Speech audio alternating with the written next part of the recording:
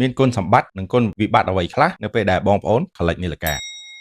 ជំរាបសួរនិងសួស្តីបងប្អូនទាំងអស់គ្នាថ្ងៃនេះមកជួបខ្ញុំបាទទៀតហើយ topic ថ្ងៃនេះខ្ញុំចង់លើកពីគុណសម្បត្តិនិងគុណវិបត្តិនៃការខលិចនាឡិកាគុណសម្បត្តិទី1នាឡិកាក៏វាអាចជា investment ដែរបើយើងជ្រើសរើសនាឡិកាត្រូវនៅក្នុងរយៈពេលវែងទី2នោះនាឡិកាក៏ជា status មួយដែរនៅក្នុងប្រទេសកម្ពុជាយើងមានន័យថាបើយើងពាក់នាឡិកា luxury ទៅណាទៅណីដូចជា Rolex Patek Philippe អាហ្នឹងក៏ជាការបង្ហាញការជោគជ័យរបស់យើងមួយដែរនៅពេលដែលយើងបានពតជាមួយនឹងនាឡិកាអស់នោះទី3នោះគឺ fashion and education មានន័យថាបើយើងខលិចនាឡិកាយើងដឹងពីនាឡិកាច្រើនយើងដឹងពី history របស់នាឡិកាមួយយើងមិនមែនគ្រាន់តែជាខលិចចេះតែខលិចនាឡិកាឯងនៅពេលដែលយើងខលិចនាឡិកាយើងដឹងថានាឡិកាណាដែលមានចំនួនតិចនៅលើទីផ្សារនាឡិកាណាដែលមាន demand ច្រើនអាហ្នឹងយើងត្រូវសិក្សាតាមនឹងទៀតចំពោះឯគុណវិបត្តិវិញទី1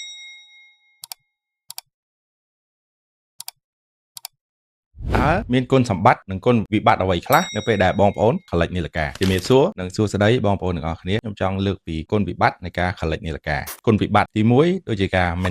maintenance cost មិនមែនជារៀងរហូតយើងអាច5ឆ្នាំអីបានយើងទៅ service ម្ដងព្រោះនាឡិកាត្រូវការដាក់ប្រេងដាក់អីដែរដើម្បីឲ្យវាដើរបានទៀងទាត់ល្អទី2នោះគឺជា expensive addiction ណាមានន័យថាយើងកាន់តែចង់បានវាកាន់តែច្រើនយើងមើលទៅកាន់តែស្រឡាញ់របស់នេះវាប្លែករបស់នេះគេមិនសូវមានអាហ្នឹងយើងត្រូវចាយលុយច្រើនណាទី3នោះមិនមែននាឡិកាទាំងអស់គឺជា investment ទេអញ្ចឹងតើតែយើងសិក្សាឲ្យច្រើនបានយើងទិញទៅវាត្រូវអាចជា investment មួយអាហ្នឹងក៏ជាគុណវិបត្តិមួយដែរជាចុងក្រោយនោះការខលិចទិញនាឡិកាក៏ជារឿងល្អមួយដែរបើបងប្អូនមានចំណេះដឹងការ passion ទៅលើនាឡិកានិយាយថាទិញនាឡិកាមកដើម្បីចំណេញអីចឹងទៅតែបងប្អូនមិនគិតអញ្ចឹងយើងទិញពាក់ enjoy វាហើយវាអាចជាការ investment មួយដែរសម្រាប់ long term អញ្ចឹងបើបងប្អូនចង់ដឹងអំពីព័ត៌មានអីតាក់ទងជាមួយនឹងនាឡិកាអីផ្សេងឬក៏ service នាឡិកាអីបងប្អូនអាចតាក់ទងមកខាងយើងខ្ញុំបានជួយ follow ម្នាក់មួយមកដើម្បីបានចំណេះដឹងថ្មីតាក់ទងជាមួយនឹង luxury watch សូមអរគុណ